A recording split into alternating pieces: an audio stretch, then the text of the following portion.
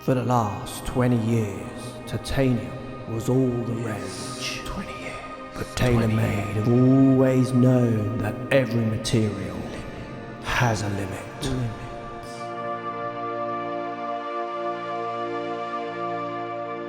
They've started pushing the boundaries and now leaving the old race to begin a completely new one.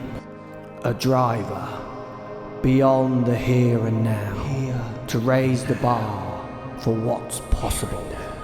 20 years in the making. The limits of titanium have been broken.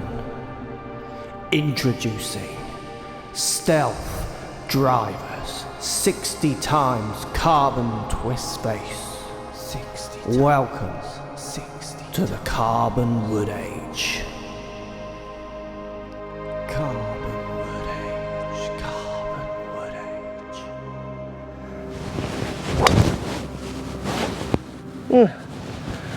Feels alright. TaylorMade Stealth time. Should we take a look at this revolutionary carbon face driver? Red face, obviously. Thanks for pointing that out for us. Faster ball speed possibilities. It's a revolutionary design in driver. TaylorMade is saying the Stealth. Looking forward to hitting this one. Outdoors, we've got some indoor numbers as well. Ball speeds, give me more ball speed. So first impressions, as you would expect, it looks fantastic. I can't remember a TaylorMade driver that doesn't look fantastic. So we see the red face, we've got the red dash in the standard stiff shaft I've got here. Little TaylorMade lineup line, we get carbon crown and then almost this kind of patent lipstick round the outside. So you get this kind of the casing, if you like, round the outside. Little bit of very subtle Stealth branding here. I'm not even sure if the camera's seeing that or not. I do like the TaylorMade logo on the top as well. It looks great. And obviously we've got the new idea in the face with the tech of the carbon. First shot I hit there, yeah, it felt good. It felt, I mean, you could call it dull in a good way. It felt carbony, like what I would expect. Like FT3 maybe, if anyone remembers the Callaway used to sound like this. C4, which I've got, we'll do a comparison with that. Definitely sounded like this.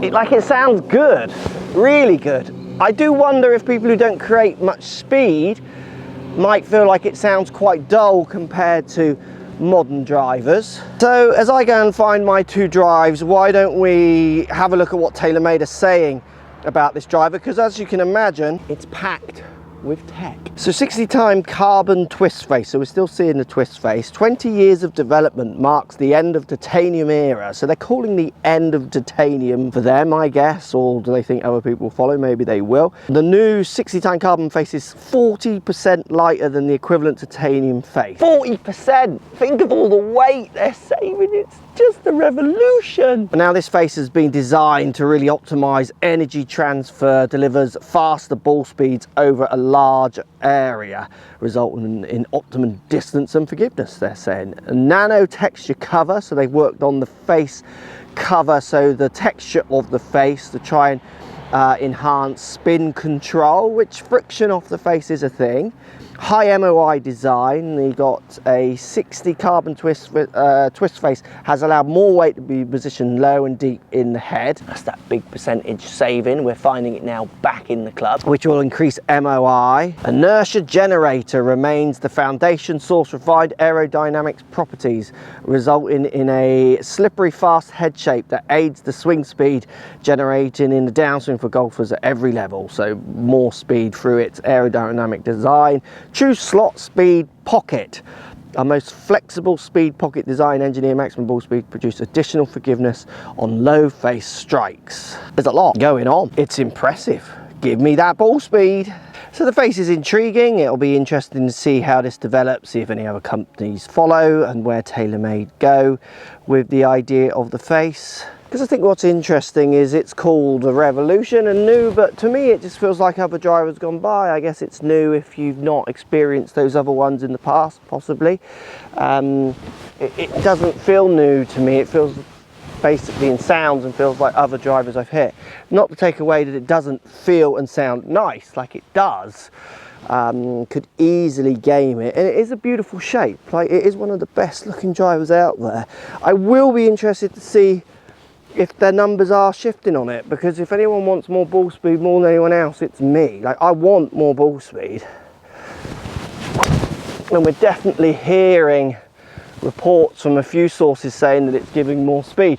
I mean, in amongst the trees here, the sound of that's amazing. Like, that makes me think of Seve and Fowler and Woosnam hitting shots at Wentworth in amongst the trees. Like, it's that sound you used to hear on the telly, which again, I've heard that sound before, and I'm relating that to wood and woods. It's kind of almost right between a titanium metal sounding driver and a wooden driver. Like, it's almost sounds somewhere in between.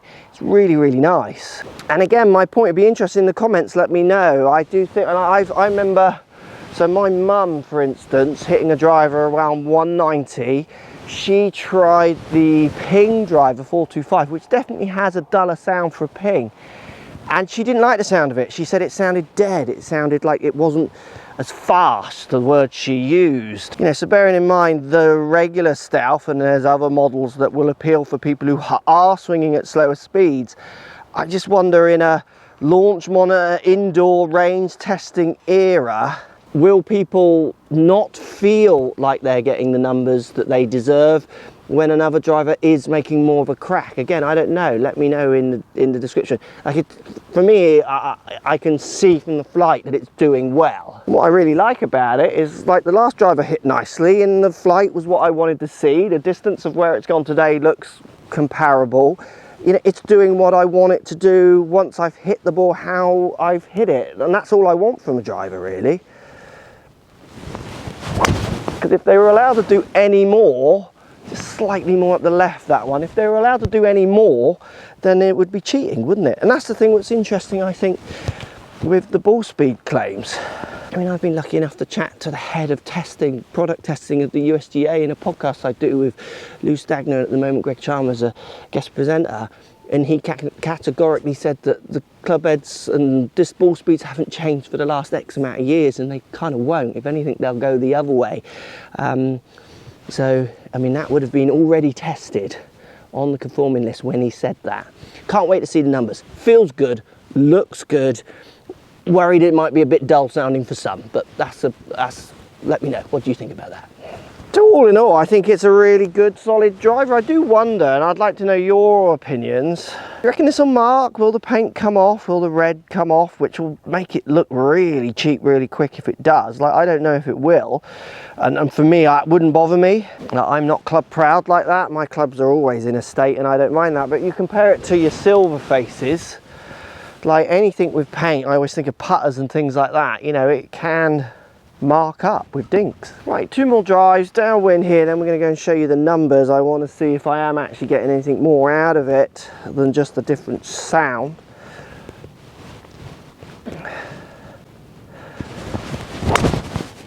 Tried to give that a bit more. It's just faded up the right. I thought that was going to draw. Again, it feels fantastic. I really like the sound of it, it must be said. But I do wonder how much of that is just because it is slightly different. Again, it's, you know, we get used to X, Y, Z, and then we get a different sound, and all of a sudden we like it because it is different. Speed slots, do, whatever, you make what you want of all of those. The neck is really good as well. It's got huge changeability, and it is very subtle. Some clubs the neck can get a little chunky, but it is all very smooth and nice going into the heads. It's a good job in all. Right, one more. Let's go and see what the numbers are bringing. Let's give this the full whack, shall we? Oh, slightly toey, but cool, that's done very well. That'll perform well downwind. That one is yeah, low spin, lovely. It's good. Overall, everything about it is really solid. Let's go and check these numbers out. Right, we're just finishing off some numbers with the Stealth. Hit a good, there's 21 shots there, plus other shots outside. The sound in here translates as I'd expect. It does just sound and feel solid. And good, that's a bomb, surely. Should we check these numbers out? So we're seeing a 157 average ball speed, almost 158, 14 launch, spinning at 2.8, little high. There is a plus model as well, but I did hit a few low on the face there. And it's a 270 carry with a 6-yard standard deviation. So easy getting to my 272, 275 up near 280s if I just strike it a little better. But that was a good data set there. I mean, the numbers are really, really solid and good and are reflecting what I put in. Am I seeing more ball speed? Not at all. I'll be shocked if anyone is. I'd be shocked if the USGA RNA would allow any extra ball speed, personally. Do I see a really solid, good performing club? Yes. Do I see something better than Sim 2 that was out before, or even M2 that was out years ago? No. Do I see a lot of hot air? I see a face that's red, hot, and in my opinion, I see loads of hot air with this, basically. So they're probably the best at doing. Let me just show you, let's do a comparison to end. This is my driver, just got titanium. Middle to slight heel, you see it just cutting, falling very much into the streams of the other balls there on the longer side. There's my toey dipper, which didn't get as much with the Stealth, in fairness, but you can see that one going offline. Speeds were good. Slightly out the bottom, but doing okay. I mean, let's just show you those. And what I'm going to do as well, I'm going to put my green out there at 320, which I can never reach, to see if any of these can revolutionize my game and get there. So my driver, 160 ball to 158, nearly overlapping on the standard deviation, spinning slightly lower because the strikes were slightly better. And 274, 6 yards long, 4 yards longer, but it's not, because look, the standard deviation of those two overlap, as you can see from the two circles. I'm coming through the mess. A little bit more ball speed possibly out of this club compared to the Stealth, which is meant to deliver more ball speed, but I think the Stealth's got more to give from another batch of shots. They're just, in my mind, they're very much the same. One doesn't have a painted face and one does. I mean, I just see two good drivers there. This is a good driver. It's a good driver. Go test it, see if it suits your game. New age of faces and just please stop. Like, if you're buying that thinking you're getting more ball speed, then show me the numbers. I'd love to see the comparison. Maybe message me and we'll have a look at the numbers and why that comes out. Green at 320. In the comments, which one isn't going to get there but the closest to getting there? What do you reckon? Because I'm just not strong enough to get this green yet. I am going to smash it. Can I get there? Oh, I didn't turn it. That's a good effort from Stealth for that strike. Bit toey, I was expecting that to come back. 160 ball. I'll turn that. So that might get there, but it's going to be left. That might run to the front edge. Need 310 to get to the front edge. No, it's not. That's actually done quite average. 161 ball though. And that's a rip, surely. I can't imagine that could get there. Go on, Stealth. Give me that ball speed. Oh, that's a good effort. 305, 160 ball, 284 carry. So you see, I'm not getting more ball. 160 is what I was getting with my one, but with if I get the strike in the right place and the angle's correct, there's my longest carry, 284.